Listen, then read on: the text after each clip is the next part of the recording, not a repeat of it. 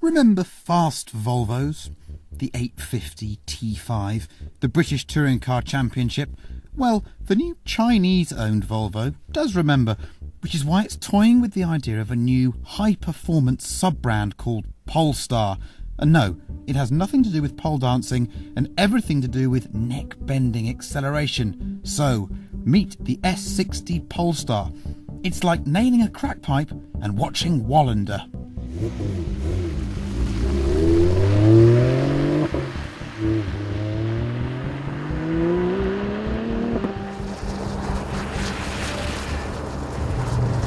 How many other saloon cars can you buy with a manual gearbox and over 500 horsepower from a transversely mounted V6 engine? If you tell me there's another one apart from the Volvo Polestar, I'll say you're lying. This is a loopy car, even by loopy standards.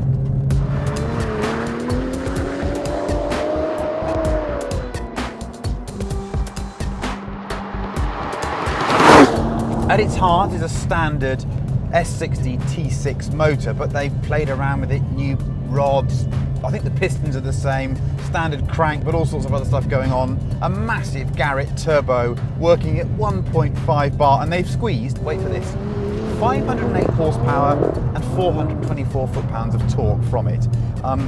It makes for a rather un-S60 driving experience. Let me get around this corner and then give you an idea of what we're talking about, because this is an extremely exciting car. Yes, that is oversteer, and now we get going. It's extraordinary. We're now doing 125 miles an hour. Why has Volvo built this car? It's quite simple. It's an exercise, it's a study to see whether Volvo can get back into the fast car market, and we are imploring them to do so, because you remember the heritage, you remember T5, T5R, estate racing cars, things bouncing over curbs. They were great days, and Volvo sold more cars because it made fast cars. Of course, it's snowy and slushy and not an ideal way to drive a car like this that's riding on Michelin Pilot Supersport tyres. What I can tell you about the car is it's got pretty decent electric power steering. Gearbox is a bit notchy, but do you know what? In this day and age, to be offered this stick thing here and those pedals down on the floor is such a privilege that I'm not going to complain about that. It's agile, it's got some very expensive Öhlins dampers that feel quite sophisticated in that the car's got lots of support, so it's firm, but it's not too crashy in terms of ride. And the performance, we've got some proper old school lag going on here, so not much happens below about 3, and then at about 3.5, it just takes off, and it's very, very fast indeed, and it's accompanied by a lovely, exciting V6 noise. The other thing you need to know about the Polestar is the price. There are plans to make, I think, 6 of these cars, and they will be £200,000. That's because they're very rare, because they're out there for specialised, I suppose, Volvo cognoscenti that want to own one of these kind of development models. But just imagine if this car was a bit less than the forthcoming M3, but still had 500 horsepower. That would be interesting.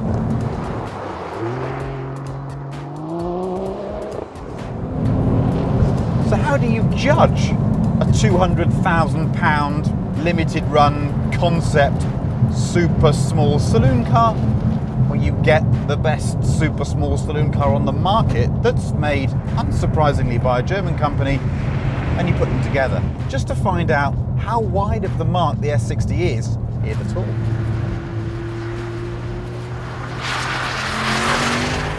Perhaps it's unfair comparing this new Polestar to the establishment, but I suppose we have to, because we have to understand where it sits in the kind of firmament of small, very fast saloon cars. So here we have it. The C63 with Amg Performance Pack, 487 horsepower, 442 foot-pounds. It is, by any stretch, an animal.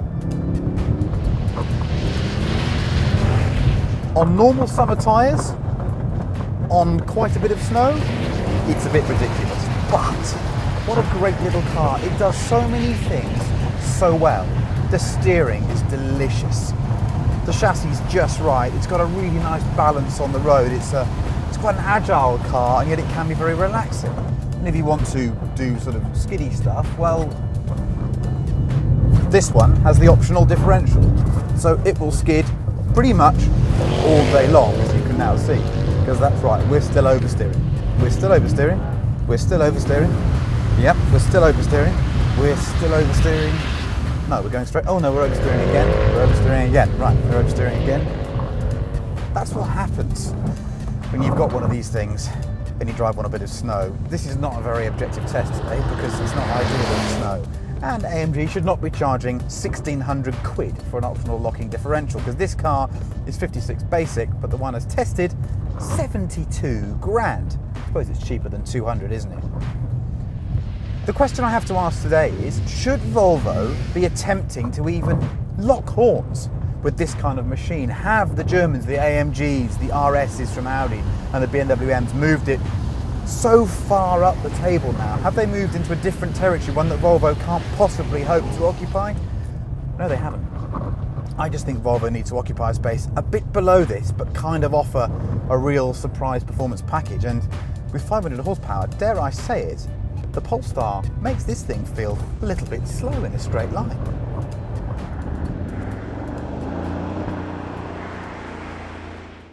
And rather handily, Volvo has Robert Dahlgren, ex-World Touring Car driver, on hand to drive the S60 Polestar. I'm still in the Mercedes. The only way to see just how quick that thing is to have a drag race, right? It's wet and damp and icy and horrible, so a standing start is not fair on the Mercedes. So we thought we'd do a rolling start and just see how fast this Volvo really is. 2, 1, go. It just leapt away from me in second, then it leapt away in third. We're sort of no, it's going away from us. It's still going away from us. This has 487 horsepower. The way it went away in third gear when he hit third and the boost came on was impressive. That's a very fast car. This wasn't a test to decide whether the S60 Polestar is indeed a better car than a C63 AMG. This was a test to discover whether Volvo's onto something with this whole Polestar brand and whether it should go after the Germans at their own game. Having experienced that blue thing fully lit in third gear, the answer is an emphatic yes.